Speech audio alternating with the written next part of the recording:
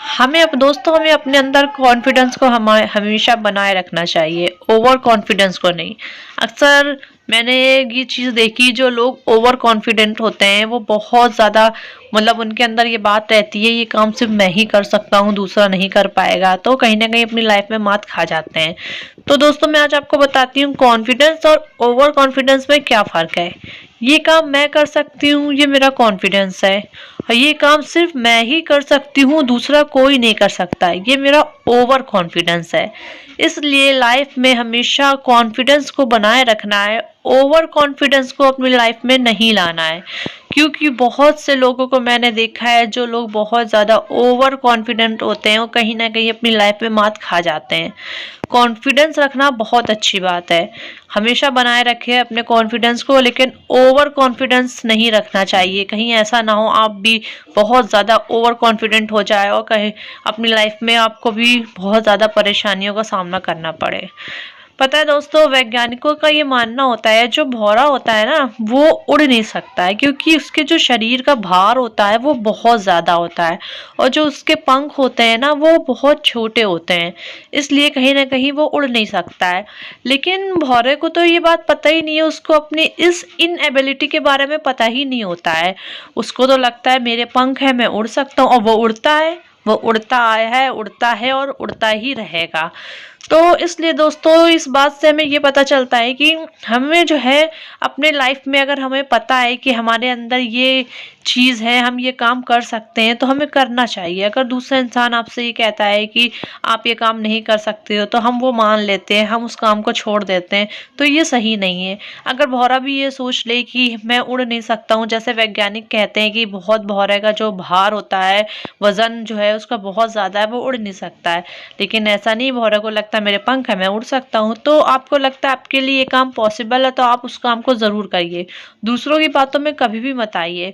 दूसरा इंसान कहता है नहीं आप ये काम नहीं कर सकते हो, तो ये गलत है। आपको अपने अंदर अपनी एबिलिटी जो है उसको देखना है। आपको लगता है आप ये कर सकते हो, तो आप वो काम को ज़रूर करें। आपको जीवन में जो है नीचे गिराने तो बहुत सारे लोग आएंगे, लेकिन आपको कोई उठाने नहीं आएगा।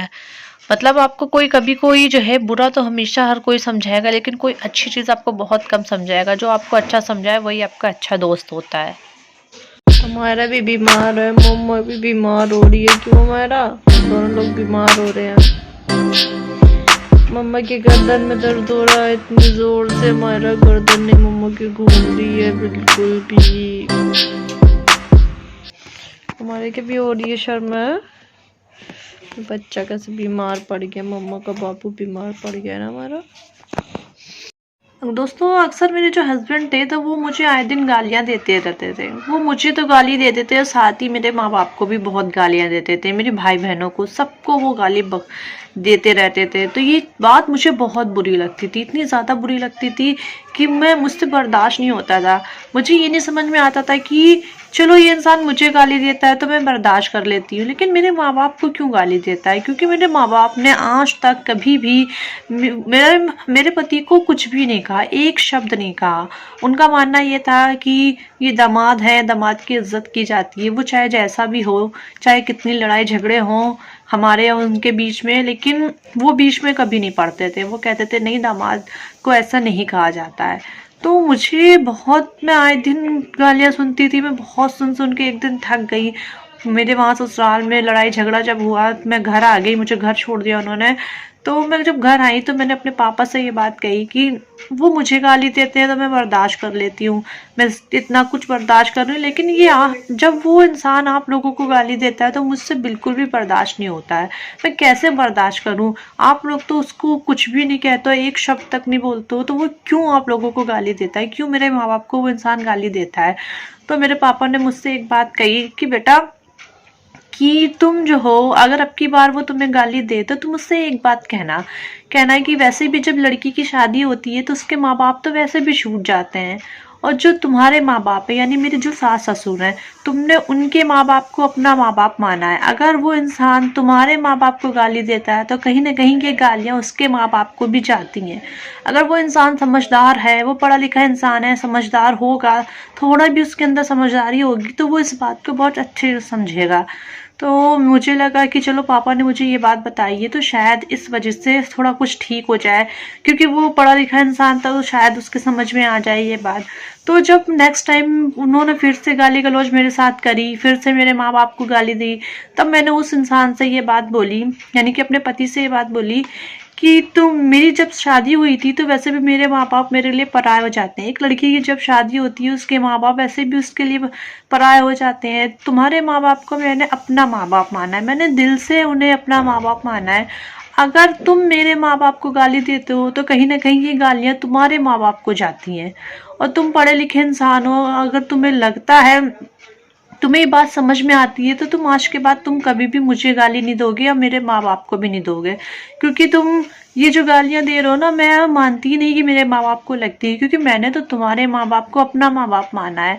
तो ये सारी गालियां तुम्हारे माँ बाप को जाती हैं, तो क्या तुम एक बेटे हो कि अपने माँ बाप को गाली दोगे? मैं भी किस इंसान से उम्मीद लगा रही थी, वो इंसान जो कहने को तो पढ़ा लिखा था लेकिन पूरी तरह से उसके अंदर जाहिलियत भरी थी। उसको ये सारी बातें बिल्कुल भी समझ में नहीं आई, वो कंटिन्यू मुझे गालियां देता रहता था। मैं इतना परेशान हो गई, इतना थक गई कि आखिरी में काफ़ी लड़ाई झगड़ा एक दिन जब हुआ तो उसके बाद घर ही मुझे आना पड़ा, फिर घर पर ही रह रही हूँ।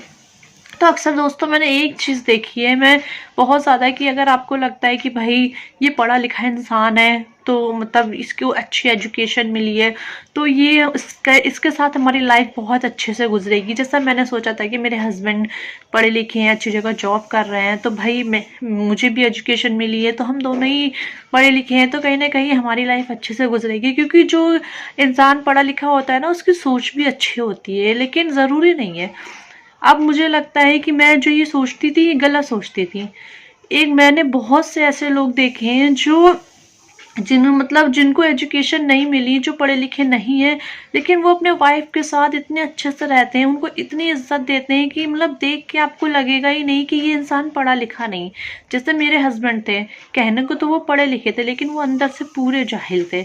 उनकी अपनी कोई सोच ही नहीं थी, उनके अंदर इतनी जाहिलियत भरी थी कि उनके जो माँ बाप यानी कि भाई बहन जो भी उनसे बोलते, एक छोटा बच्चा भी अगर उससे कोई बात बोल देता था वो उसकी वो बात मान लेते थे, कि वो अब अपना दिमाग ये नहीं लगाते कि ये बात सही है या गलत है। तुम अगर किसी लड़की को अपने घर पर लाए हो, अपनी बीवी बना के लाए हो, तो तुम्हें उसकी बात भी तो सुननी पड़ेगी। उसको लगता था मैं जो कह रही हूँ सब गलत है, वो जो कहता है सब कुछ सही है। तो उसको अपना, मुझे लगता है उसके अंदर अपना कोई दिमाग था ही नहीं, उसके अंदर इतनी जाहिलियत भरी थी और इतना ज़्यादा मतलब कहते हैं ना कि एक तरह से निगेटिविटी थी कि वो उसको सही बात समझ में ही नहीं आती थी। तो मुझे ये लगता है कि अगर बहुत से लोगों की सोच होती है ना कि सोचने की अरे पढ़ा लिखा इंसान है तो इसकी थिंकिंग बहुत अच्छी होगी, मेरी भी अपनी यही सोच थी कि भाई ये पढ़ा लिखा है तो इसकी भी थिंकिंग अच्छी होगी, लेकिन अब मेरी सोच बिल्कुल बदल गई है। ऐसा ज़रूरी नहीं है, जो पढ़े लिखे नहीं होते उनकी भी सोच बहुत अच्छी होती है, उनकी भी लाइफ बहुत अच्छे से गुजरती है। तो और जो पढ़े लिखे हैं बहुत से ऐसे इतने मतलब जैसे मेरे हस्बैंड ही हैं, कहने को पढ़े लिखे हैं लेकिन अंदर से पूरे जाहिल हैं।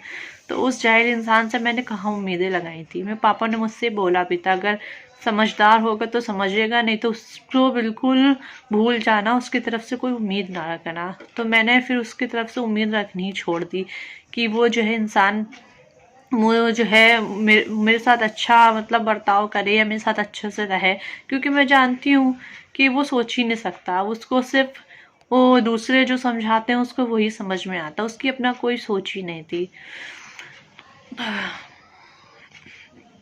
लोगों से मैं यही बात कहना चाहती हूँ कि आप कभी किसी को ये देख के जज बिल्कुल मत करें कि ये इंसान तो भाई मतलब वो एजुकेशन इसको इतनी अच्छी है तो ये इंसान बहुत अच्छा होगा। जैसे मैंने सोचा था कि भाई ये पढ़ा लिखा इंसान है तो वो बहुत अच्छा होगा, लाइफ अच्छे से गुजरेगी, लेकिन ऐसा नहीं है। किसी को मतलब जब तक आप किसी के साथ नहीं रहते हो ना बिल्कुल, तब तक आप किसी को समझ ही नहीं सकते।